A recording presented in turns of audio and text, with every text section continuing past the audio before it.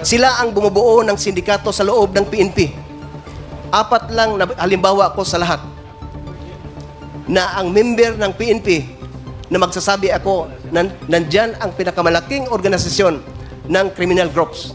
Number 1, 2013, sino ang involved na nangyari ang Ninja Cups? PNP. Even at si PNP itself is the one. Kung natandaan natin yan, ang Ninja Cups, saan yun galing? Pangalawa, yung Korean businessman na kinidnap, pinatay sa loob ng Kampo Krami. Sino naman ang involved? That is PNP EIDG, Anti-Illegal Drugs Group. Member ng PNP, sabihan ko na lang member ng PNP kasi allergy ang PNP. Kung hindi natin nilagyan ng PNP, members. Mr. Chair, may I proceed to Colonel Espinido, Mr. Chair? Please proceed. Thank you, Mr. Chair. Colonel Espinido, pumasok ka sa PNP service noong 1996, tama ba? Yes po, Your Honors, Mr. Chair. Kailan ka na-assign or nag-engage sa intelligence and operations? Nung ma-assign ako sa Region 8 from Region 7, Marirecall mo ba kung anong year? 2000, Your Honors, Mr. Chair. 2000. 1999, 2000 sa PAOK-TF. Galing nito. So, yes. Thank you, Mr. Chair. So, more than 20 years ka na sa intelligence and operations, right? Ganon, yes, Okay. Mr. Chair. Kailan ka na-engage sa anti-illegal drugs? Under ako ng Kano, City Anti-Narcotics Unit, 2001, 2002. So, more than 20 years ka na rin sa anti-illegal drugs, tama? Hindi 20 years kasi sa Regional Intelligence Investigation ako, Division, Your Honors. Specifically, pag sa Kano, 3 taon lang sa Kano. Yes. Okay. During the previous hearing, tama ba yung nadinig ko, Mr. Chair, na nabanggit ni Colonel Espinido kung ayaw ng Chief PNP ang illegal drugs, walang illegal drugs. Tama ba? Yes. Thank you. Big yes, Your Honors. Thank you, Mr. Chair. Ano ang nagtulak sa'yo para sabihin ito? That is my personal experience, Your Honors, Mr. Chair. Based naman sa area na assign ko sa bayan ng Gandara, San Miguel, Albuera, at saka sa Usamis. Okay. Mr. Chair,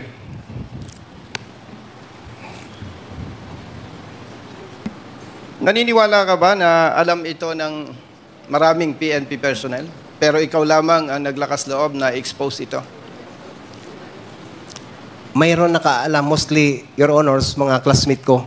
At saka sa Region 8, alam nila na yun ng mga nangyari sa akin, Your Honors. Kung nabanggit mo yan, na kung ayaw ng Chief PNP ang illegal drugs, walang illegal drugs, pwede rin ba nating sabihin na kung ayaw ng Chief PNP ang illegal gamblings, kasama ang illegal pogos, walang illegal na ganito? Yes, Your Honors. Thank you, Mr. Chair. Referring to your affidavit, paragraph 34, page 6, nabanggit po ninyo na from my experience, I can say that the PNP is the biggest crime group in this country. Tama ba, Mr. Chair? Yes, Your Honors, but I made repeatedly explain and expound last Quad Committee hearing, Your Honors. Yes. Ano ang nagtulak sa'yo para sabihin to? Your Honors, I have supposedly reply for the controversial issue last hearing, but that is your question. I'm not yet read my reply, Your Honors, but to tell you, I can say that because of also my experience. Yes, thank you, Mr. Chair. Colonel Espinido, Mr. Chair,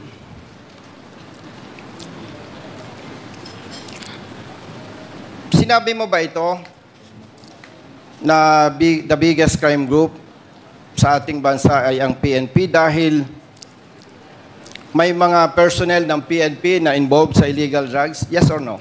Yes. Mr. Sinabi Chair. mo rin ba ito, Mr. Chair, dahil may PNP personnel na involved sa illegal gamblings? Yes or no? Yes, Your Honor. Sinabi mo rin ba ito dahil may mga involved na PNP personnel sa kidnappings? Yes, Your Honor.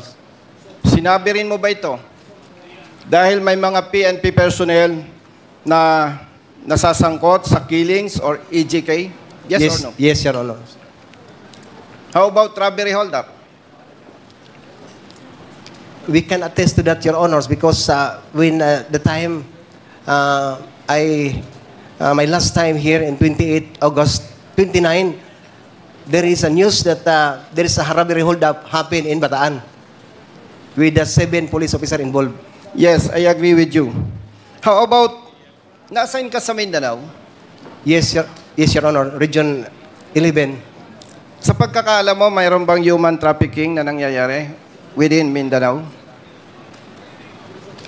I cannot really give you the exact answer, Your Honors, because just only a hearing or a report that there is but a documentation. Yes. So you mean, may nadidinig ka? Yes, Your Honor. Yes. Gusto ko lang i-clarify, Mr. Chair, kaya Colonel Espinido. Kasi, para malinawan ng taong bayan. And of course, malinawan ng PNP personnel.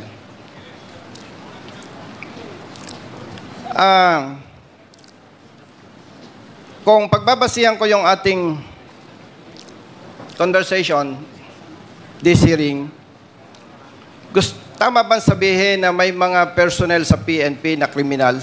Yes. Yes, Your Honor. Okay. Pero, hindi lahat ng personnel sa PNP ay kriminal. Yes, Your Honor. In terms of percentage, malaking porsyento ng PNP personnel ang kriminal o hindi? 60-40, Your Honor. Ano ang 60%? 60 ang mabait. 40 ang masama. I agree with you na may mga involved, pero hindi ako agree sa'yo na 60-40. Sorry. Yes. Meron ka ba, Colonel Espinido, na siyempre, pagkita mo yung problema, especially you, more than 20 years sa PNP, nakikita mo yung problema, di ba? Okay. Meron ka bang idea para ma-resolve or ma-address ito na kung saan sinasabi mo na maraming kriminal sa loob ng PNP? We have, Your Honors. Pwede po ba, Mr. Chair, madinig kung ano yung mga idea ni Colonel Espinido na pwedeng gawin ng PNP to address this problem? Mr. Chair? Your Honor, number 1, we must stick to the core values of the PNP. Dapat ang pulis. It refers to 4 aims. Makadiyos, God-fearing, makakalikasan, makatao at makabansa. Remember, Your Honors, when I applied for police or public basic recruit course as a PO1, sa pag-umpisa pa lang sa training, turuan ka na ng enlisted instructor mo na mag-utang. Tinawag na isyomatic. Hanggang matapos ka sa pag-training mo, utang, loan, utang. Tinuruan ka na na hindi ka magbayad sa utang mo kasi wala ka ng pera, wala ka ng sweldo, wala ka ng sahod. Kasi ang gusto din ng PO1 na hindi siya pagtripan ng mga enlisted instructor, kung ano-ano na lang ang gusto ng mga enlisted instructor, sang-ayon ang PO1. Diyan pa lang sa training center, Your Honor, hindi mo na makikita na makadiyos ang polis. Pangalawa, dapat masali sa subject ng PPEC. Yung talagang prinsipyo na may Panginoon. Your Honors, involvement of concubinage and adultery sa law enforcer ang dami. Lawbreaker, law enforcer, lawbreaker. Kaya hindi, paano natin masolba ng problema when in fact in the police station and training center mismo may tungit. Illegal gambling. Ang nag-umpisa ang mga senior officers. That's why I can say, Your Honors, Mr. Chair, that if we need to change the total PNP, the member of the PNP, it must be from the general down the line, not from the P1 up to the general. Yun ang nakikita ko, Your Honors, dapat talaga iisabuhay yung pro-God, yung God-fearing para makita mo ang commitment ng isang law enforcer na hindi takot mag-implement kasi ang katakutan lang niya ang Panginoon. Your Honors. Mr. Chair, yung nabanggit ni Colonel Espinido, the first two for core values ng PNP, which is makadiyos at makatao. Balikan ko lang yung nabanggit mo na kung ayaw ng Chief PNP ang illegal drugs, walang illegal drugs. Kung ayaw ng Chief PNP ang illegal gamblings, walang illegal gamblings. Yes, Your Honor. Tanong, may idea ka pa ba kung itong makadiyos at makatao ay sabi-sabi lamang? Is there any option para ma-address yung problema? Number one, Your Honors, yung personal commitment mo sa trabaho, mahalin mo yung trabaho, at saka sundin mo yung utos ng Panginoon because we all know that the laws of the land is refer to the Ten Commandments, the law of God. So, kung isasabuhay mo yung batas na yon, magsasabi tayo na totoo kang nagtrabaho na may Panginoon kasi hindi ka takot at saka alam mo kung anong batas na ipapairal o i-implement mo, enforce mo kasi yun na sinasabuhay mo yung training mo, you love your training, you love your organization because you love first your God, Your Honor. Are you aware, Colonel Espinido, na mayroon chaplain service sa PNP? Yes, Your Honor. Gusto mo bang sabihin na parang kulang yung kanilang trabaho?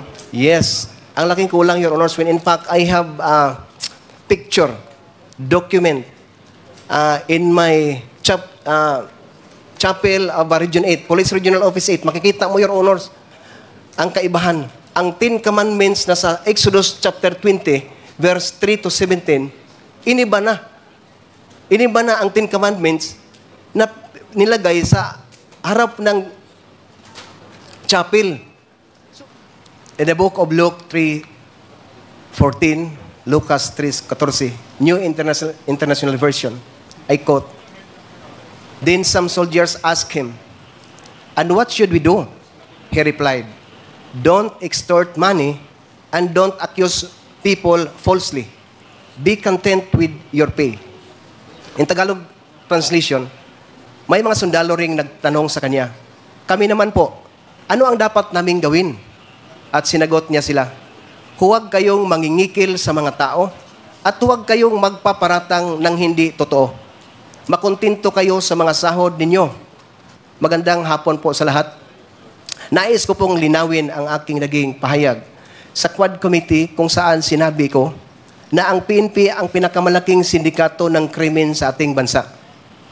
Dapat ipaliwanag ang pagkakaiba sa pagitan ng PNP bilang isang institusyon at ng mga eskalawag sa loob ng PNP.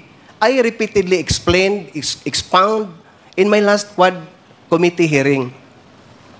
Mahal ko ang PNP. I love the PNP organization na aking pinagsilbihan sa loob ng 28 taon, 28 years. Kaya't nagpakasakripisyo ako. Ang aking serbisyo sa organisasyon ay ang kabuhayan ng aking pamilya. Humingi ako ng paumanhin kung ang aking pahayag noong ika-28 ng August 2024 ay nagdulot ng kontrobersiya dahil sa maling interpretasyon. Ang layunin ko sa pagtestigo sa harap ng Kongreso ay hindi upang ilagay sa kahihiyan ang organisasyon, kundi ipaalala sa mga nagsisilbi, mga opisyal at mga hindi opisyal ang kanilang sinumpaang tungkulin na maglingkod ng may sigasig, dignidad at integridad. Humingi din ako ng paumanhin sa mga opisyal na nagsilbi ng na may sigasig at pagmamahal sa mga retiradong empleyado ng PNP na nagkaroon ng lakas ng loob na magsalita para sa tama at sa kanilang mga pamilya. Nais kong bigyang diin na hindi ko kailanman intensyon na magduda o magdulot ng pinsala sa dangal ng Philippine National Police. Bilang isang organisasyon, lalo na't ako'y nagsisikap na mamuhay ayon sa mga marangal na prinsipyo na kanilang kinakatawan. Ayon sa aking paglilinaw, sa panahon ng aking pagtistigos sa nasabing pagdinig, ang tinutukoy ko ay ang mga kasapi nito na nag-abuso sa kanilang autoridad at impluwensya sa anyo ng papapatupad ng batas na nagdigdigay daan sa patuloy na paglaganap ng droga sa bansa na humahadlang sa pag-unlad ng ating bansa at sumisira sa tiwala ng publiko sa atin, mga nakasuot ng uniforme. Nang buong katapatan, hindi ko layunin akusahan ang mismong institusyon bilang isang sindikato, kundi ang mga aktibong miyembro nito na pinili ang ilagay ang institusyon sa masamang liwanag. Sila ang kumikita sa pamamagitan ng pagprotekta sa interes ng mga kriminal, imbis na ipagtanggol at protektahan ang bansa at ang ating mamamayan na dapat nating paglingkuran at protektahan. Sila ang bumubuo ng sindikato sa loob ng PNP. 4 lang na halimbawa ko sa lahat na ang member ng PNP na magsasabi ako na nandyan ang pinakamalaking organisasyon ng criminal groups. Number 1, 2013, sino ang involved na nangyari ang Ninja Cups? PNP. Even at si PNP itself is the one. Kung natandaan natin yan, ang Ninja Cups, saan yun galing? Pangalawa, yung Korean businessman na kinidnap, pinatay sa loob ng Kampo Krami. Sino naman ang involved? That is PNP EIDG, Anti-Illegal Drugs Group. Member ng PNP, sabihan ko na lang member ng PNP kasi allergy ang PNP kung hindi natin nilagyan ng PNP, members. Pangatlo, yung covered up, 6.7 million. Sino ang involved? Ang PNP, pidig na naman. Member. Pang-apat, hindi lang tagal, nagsalita ako dito 28 ng August, pagka 29, may robbery hold up na nangyari. Sino naman ang involved? Alam naman natin mga kapulisan na sa atin ang problema. Hindi sa sibilyan, hindi sa politiko. I do believe that because ang lahat ng assignment ko, hindi ko kaibigan ang mayor. Pero makita mo ang trabaho ng isang totoong kawal o isang totoong pulis. Hindi naman nagmamayabang mga kasama ko. Ang problema sa atin, kung magtrabaho tayo ng totoo, sabihan na hambugiro, nagpapasip-sip. Saan tayo magpunta ang pulis? In Hebrews 13, verses 5 to 6, nagsasabi dito, iwasan nyo ang pagiging sakim sa salapi. Maging kontento kayo sa anumang nasa inyo, sapagkat sinabi ng Diyos, hindi ko kayo iiwan o pababayaan man. Verse 6, kaya buong pagtitiwalang masasabi natin, ang Panginoon ang tumutulong sa akin, kaya hindi ako matatakot. Ano ang magagawa ng tao laban sa akin? Lubos kong naunawaan ang saloobin at pagkabigo ng aking mga kapwa PNP na opisyal at membro, at ako'y taos-pusong humihingi ng tawad. Umaasa ako sa institusyon na tingnan ang aking pananaw sa mabuting paraan at kumilos ng masigasig laban sa mga kriminal na elemento sa loob ng organisasyon. Hinamon ko ang aking mga kapwa na kasuot ng uniforme na magkaisa at gamitin ang pagkakataong ito upang tukuyin ang mga gumagamit sa ating mahal na organisasyon para sa kanilang sariling kapakinabangan sa kapinsalaan ng buhay ng mga Pilipino, lalo na ang mga nasalaylayan ng lipunan, at alisin sila mula sa PNP ng tuluyan. Ilang linggo na lang bago ang aking pagreretiro, sa kalooban ng Diyos, if God's will, ako'y nanalangin na maalala bilang pinakamalaking tagapag-ambag sa pagbabago, pag-alis ng mansa sa imahe, at sa pagbabalik ng kaluwalhatian at dangal ng PNP. I say to this, pro-God government with God-fearing PNP. And lastly, in Matthew chapter 12, verse 30, clear word version, Jesus said, "If you are not with me in my work, you have set yourself against me. If you are not gathering with me, you are scattering."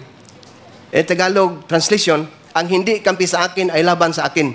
At ang hindi tumutulong sa aking pagtitipon ay nagkakalat, ang salita ng Diyos. 1 John chapter 1, verse 8, "If we claim to be without sin, we deceive ourselves and the truth is not in us." Kung sinasabi natin na wala tayong kasalanan, dinadaya natin ang ating sarili at wala sa atin ang katotohanan. Last verse in the book of Ecclesiastes chapter 12, verse 14, God is going to judge everything we do, whether good or bad, even things done in secret. Thank you and good afternoon, Your Honors, Mr. Chair. To God be all the glory. Okay, thank you, Colonel Espinido.